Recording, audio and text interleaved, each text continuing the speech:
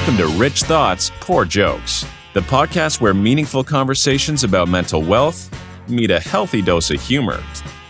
Each week, your hosts, Dr. Roxy Riefkohl-Cook and Dr. Stephanie Ellis, two of Houston's most respected doctors of counseling and psychology, coach you on the path to mental wealth.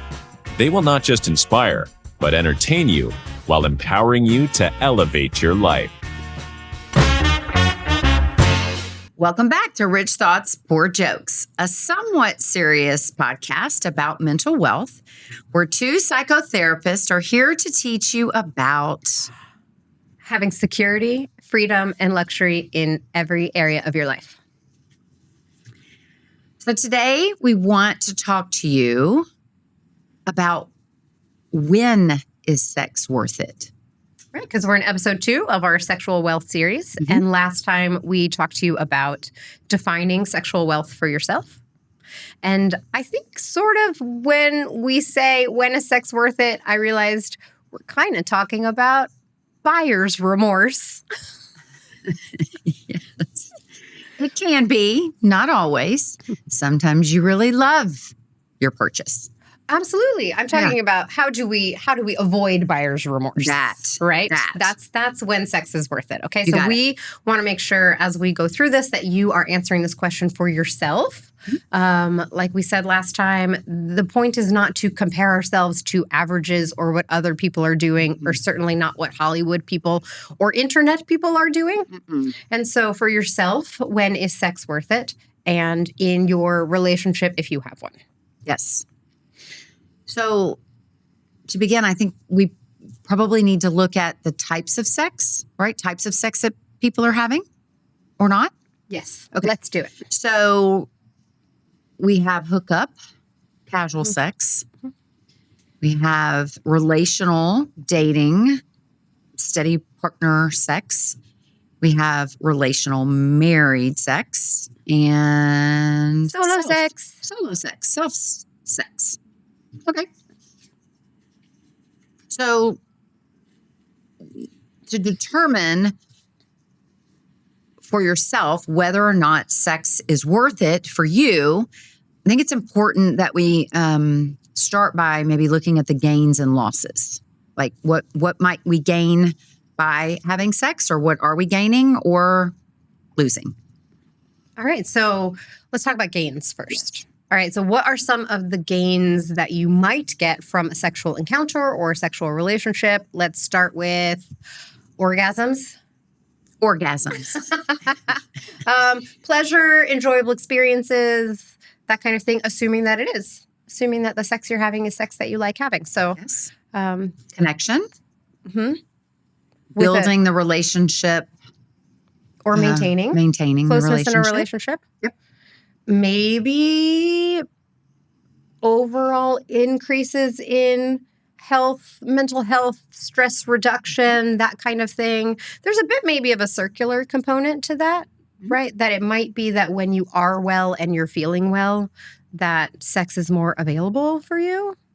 And or enjoyable. Mm-hmm. But it also might be that having fun, yummy, healthy sexual relationship also contributes to things like improved self-esteem and reductions in depression, or less anxiety because I'm in a relationship that feels good with a partner that I feel very safe with. Things like that. Yes. Chemical dumps. Mm-hmm. Yes. We just get some oxytocins and some endorphins going on around here, which for some people is leading to better sleep. Mm-hmm. Right? Yes. How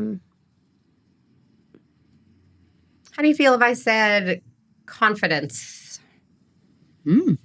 Does having good sex and feeling like a yummy, desired sexual partner increase your confidence? I say it can. Okay. Absolutely. Yes. Anything else? Gains. Let's just say pleasure one more time. Pleasure. There you go. Love it. And we'll talk more. I think we'll talk more about pleasure. Yes. Pleasure's pretty multifaceted and kind of unique experience. It's going to be a lot of learning yourself, learning your own body, what's normal for you, what feels good for you, and then also your partner. So I think we'll talk about that another time. Yes. Okay. Losses. Yeah. This maybe might fall into this category. Everybody's doing it. There's a pressure component. We did say that in episode 1 at the very beginning. That's a myth. Not everyone is having sex. True. Fears, pregnancy, STIs, STDs, fear of losing your partner, having sex with them only to keep them, being dissatisfied with your sex, the sex you're having. Yeah. Yeah, putting this sort of time and energy into the thing, and then it's not really what you wanted. Or the person. Mm-hmm. The person is not who you wanted. Buyer's remorse. Or the other person is dissatisfied, has buyer's remorse with you. Yikes. Right. Guilt. So any type of guilt, regret.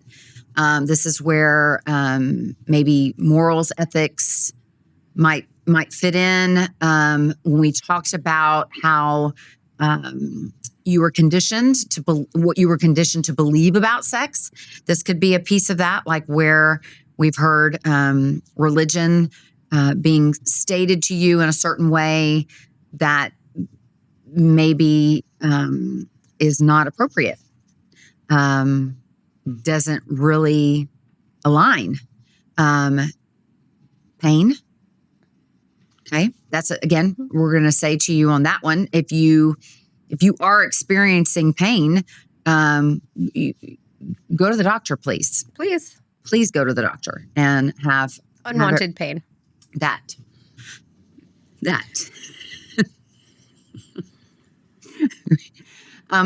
Just including everybody here. That's good. I love that you are.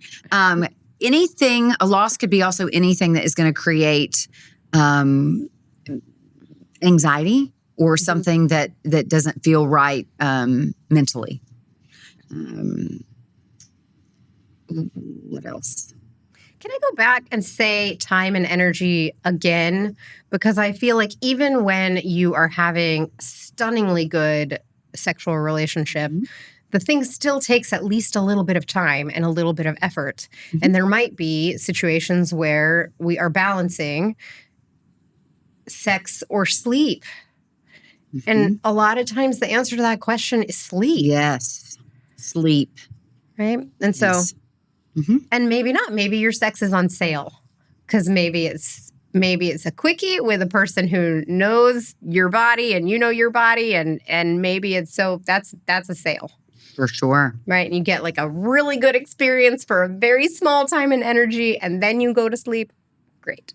Can I say bring back the quickie? Oh, say it again. Okay. Bring back the quickie. Okay. Revenge sex, manipulation sex, losses. Because another one would be, and I hear this often, too often, maybe even, that you desire an emotional connection or relationship. And so I know to get it, I'm going to have to do it. No? Not ever? I want to say, I know it occurs and it happens, but I'm going to put that in the loss category because it sounds very manipulative, negative. I don't know. You seem to be thinking something else. No, I really don't. Come on with it. It's a very listen. It's 2025, and I'm glad about that for a lot of reasons.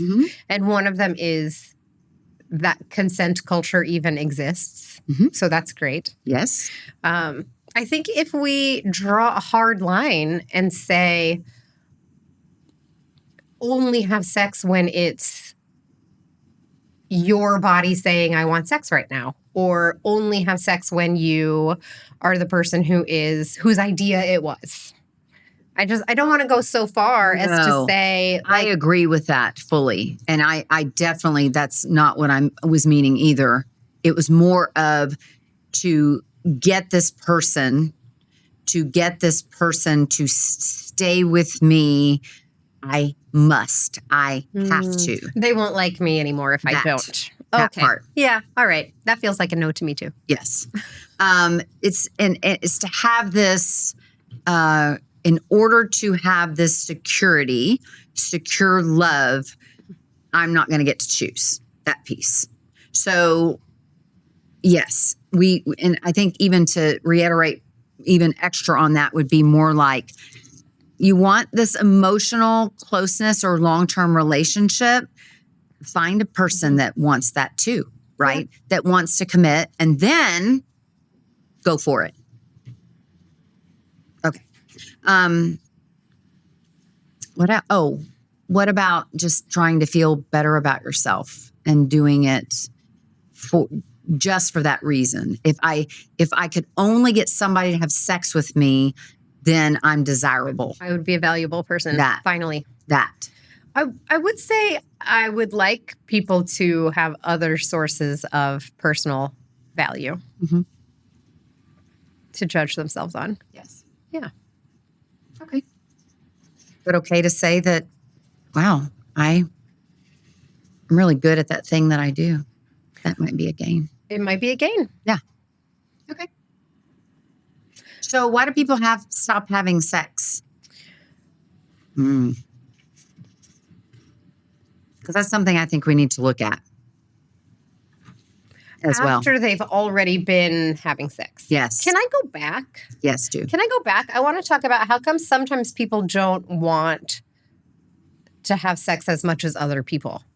Because I don't know that we've talked about that. We haven't, and we need to, because it's one of the big things we hear often that we shared even in episode 1 that, Like differences in desire for my partner and I. Yeah. Well, one of them is just people have different sex drives, right? Or sure, or different ways of approaching the sexual situation. So let me say something and then tell me if we'll cut it. I think out in the world, we act like wanting something is just one thing. And wanting something is not one thing. Wanting something is at least 3 things. And one of those things is the anticipation that I will like the thing, or like a craving, or like a pursuit drive. Okay. And that's a lot what people are talking about when they describe sexual desire. They mean this like very dopamine-y kind of anticipatory, tingly genitals all day, want to go get this yummy thing. So I'm going to call that pursuing. Okay. But another way of wanting is liking. And liking and wanting are not the same thing. No. I think we mix that up. We think I want something that I like, and I like the things that I want, and that's not always true. Often we want things that we don't like, and that is the end of every addiction process, right? Is wanting something that's not enjoyable anymore. So there's enjoyment, and I think there are a lot of people out there who are approaching sex with their partners not because they woke up that morning feeling like I really gotta have some, but like, oh yeah, I mean, I like this person and I like the sex we have, so yeah, I'm for it. I'll do it. Yeah. So I'm going to call that liking. Okay. So there's like pursuing, which is a kind of wanting. There's liking, which is maybe a kind of wanting. And then there's what I'm going to call valuing, which is the part of your brain that says, in the future, I think this thing will be something I will have been glad I did. Go to college, for example, right? Nobody studies for an exam because they woke up that morning really craving the feeling of studying, but that doesn't mean they're not happy when they get an A. And I think sometimes we have that in relationships too. And I don't think that is necessarily, as long as it's freely chosen, that's also a kind of wanting. And so you might just have a different way of wanting sex than your partner does. And that's an interesting conversation to have. Conversation, which is what we are encouraging everyone to have often. Communication. I have a good idea. Let's do a whole series on communication. I think that is so smart. Coming up for you. Okay. So are we ready to move on? Oh, yeah. So, well, I got on that tangent because we were talking about when you have a change in your sexual desire. And so that's just, hey, your sexual desire is probably normal, no matter which of those flavors it comes in which mix of those flavors it comes in. It felt very validating. At what kind of time? And that might be different at different times. Yes. Okay. So now let's talk about what if that changes? Because that can feel scary to people. It can. Actually, in either direction. Mm-hmm. So sometimes when a desire for sex changes, it could be super duper normal.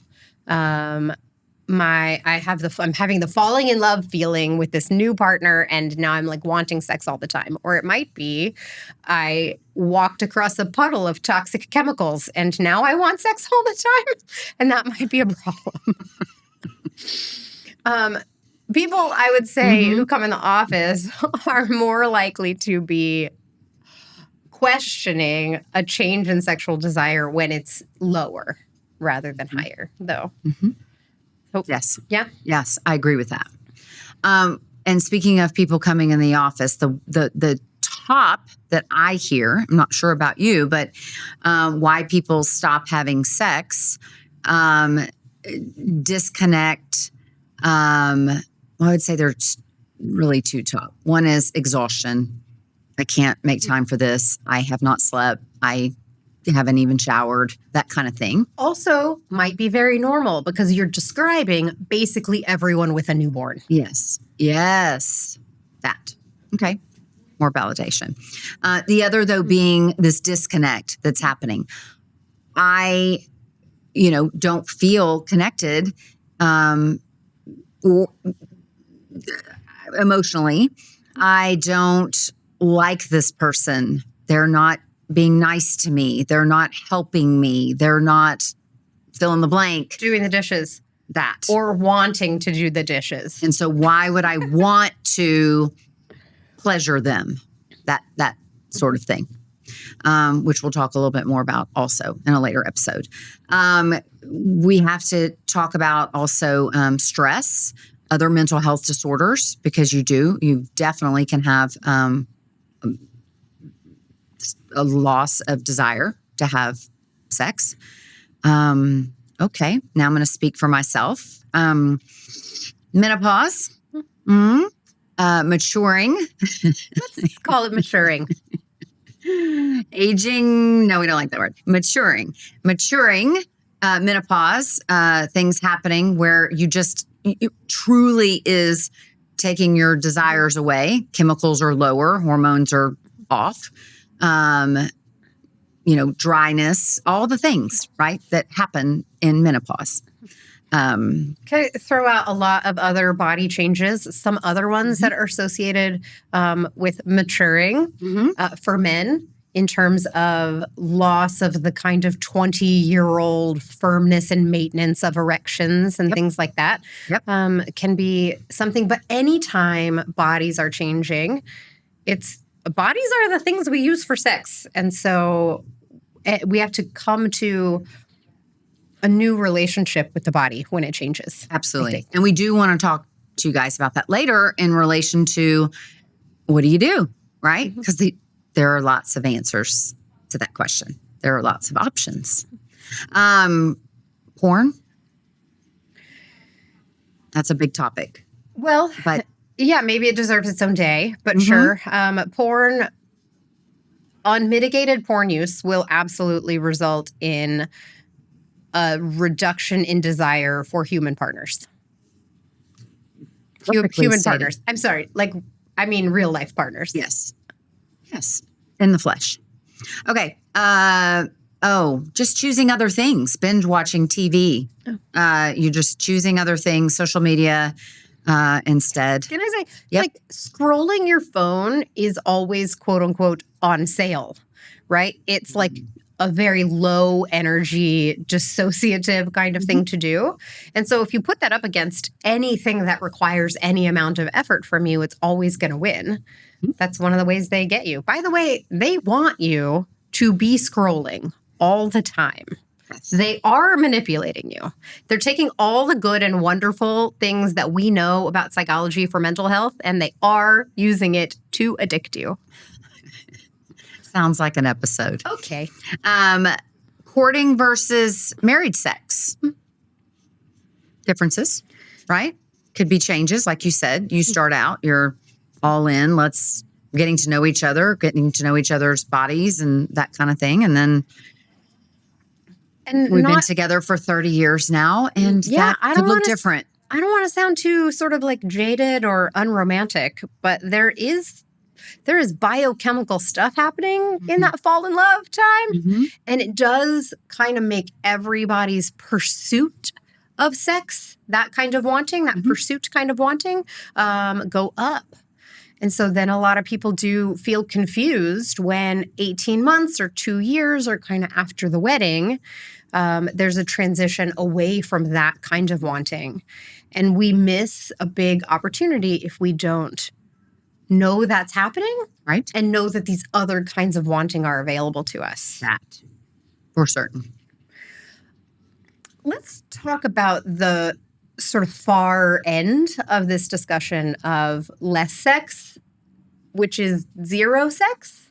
Can a relationship survive with no sex at all?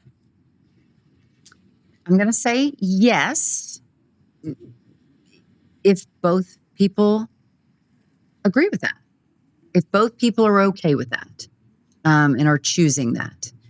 I think so too. Maybe even from the very beginning, right? If we have two asexual people who decide to be in a relationship together and everybody's feeling safe and everybody's thinking it's freely chosen, that might be the most luxurious relationship you could have. Right. In a relationship where there has been,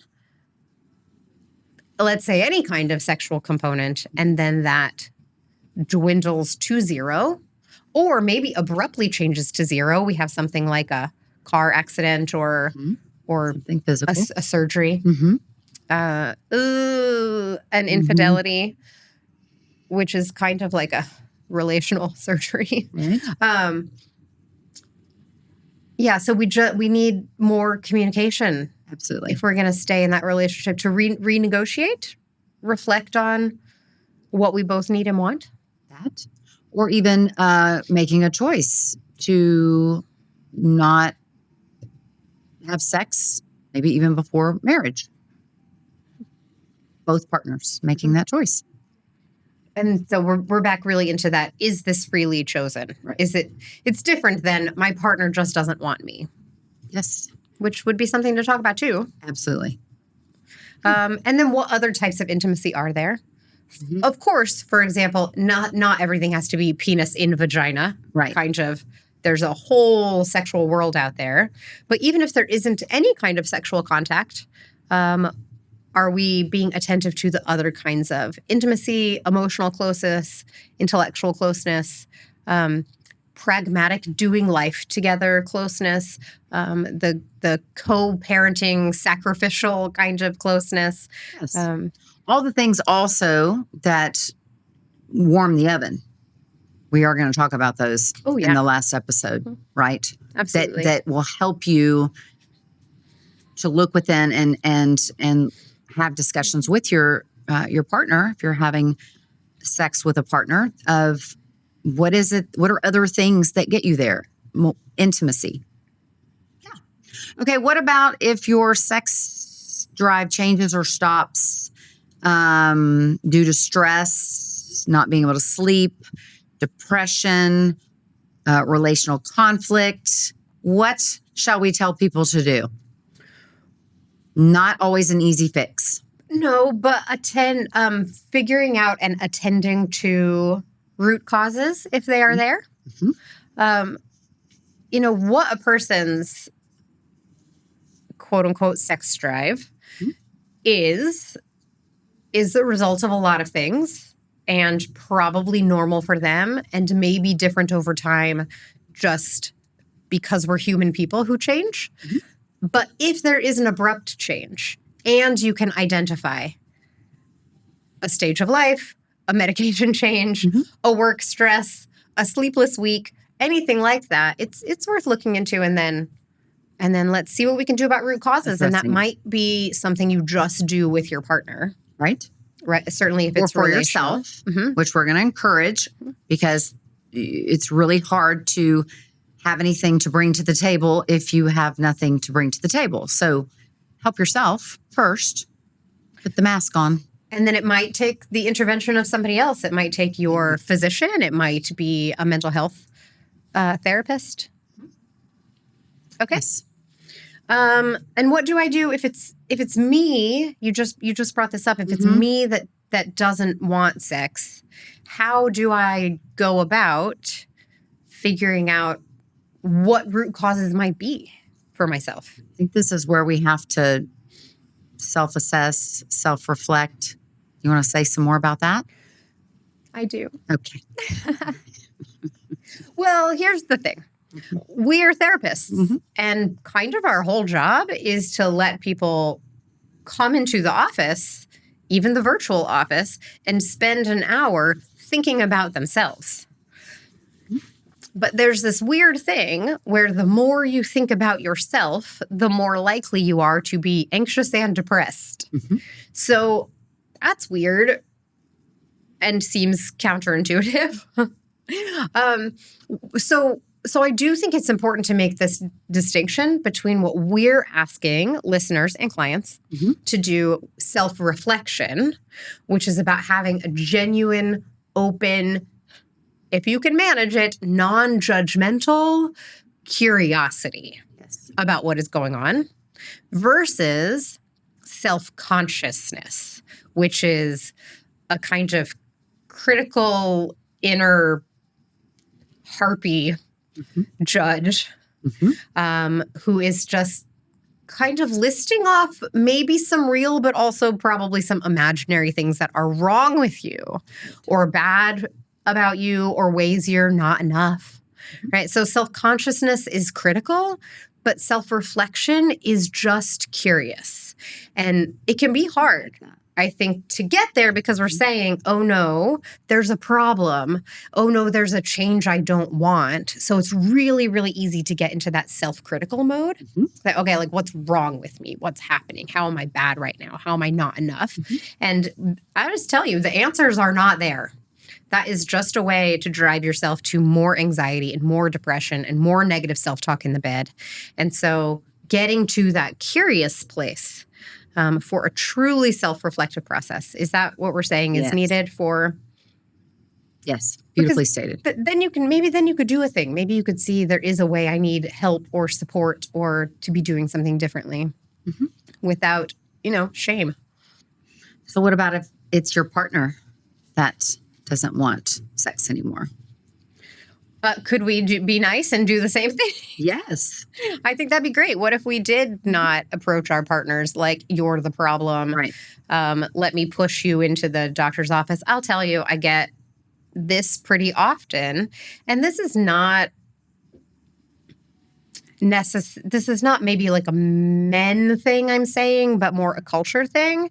It's just very typical when something in the relationship changes in terms of sexual desire, that first it's like send the woman to the doctor and see what's going on. There's something wrong with her. Right. And then it's, months or sometimes years before I have the both of them in the therapy office and we can finally start talking about how, oh no, actually some changes are normal and maybe we could, make some adjustments. Look at ourselves and each other with some compassion and curiosity. Yeah. Okay. Reasons to do something about it. Again, relational closeness. We hope that you would make a choice to do something about it early enough. It doesn't always happen this way because sometimes by the time people get to us, it's, we stopped having sex, so he or she found it elsewhere.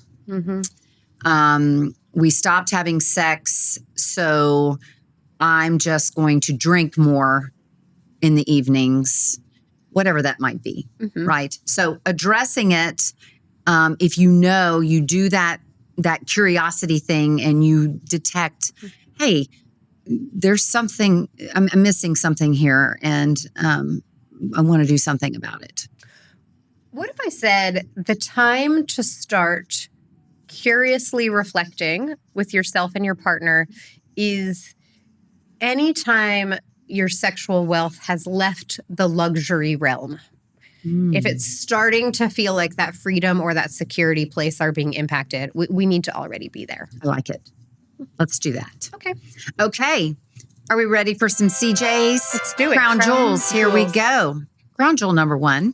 You must know yourself to know if sex is worth it. Crown jewel number 2. Check in on your own internal motivations, your own losses and gains, to avoid buyer's remorse. Oh, and I also have crown jewel number 3. If you realize you need help, go get it. Yes, please. There are solutions. There are. Thank you for listening today. Next time, yes, we're going to talk about balancing work, sex, and kids. Yes. If you have questions, we're going to encourage you to shoot us an email at richthoughtspoorjokes@gmail.com. Like, follow, subscribe. We look forward to being with you next time. Thank you for tuning in to Rich Thoughts, Poor Jokes. We hope today's episode offered insight or possibility, a new perspective on your mental wealth journey. Tune in next week for more strategies to drive success. Please consider subscribing or sharing this episode with someone else, because your mental wealth matters, and a few rich thoughts and poor jokes can help you live with abundance.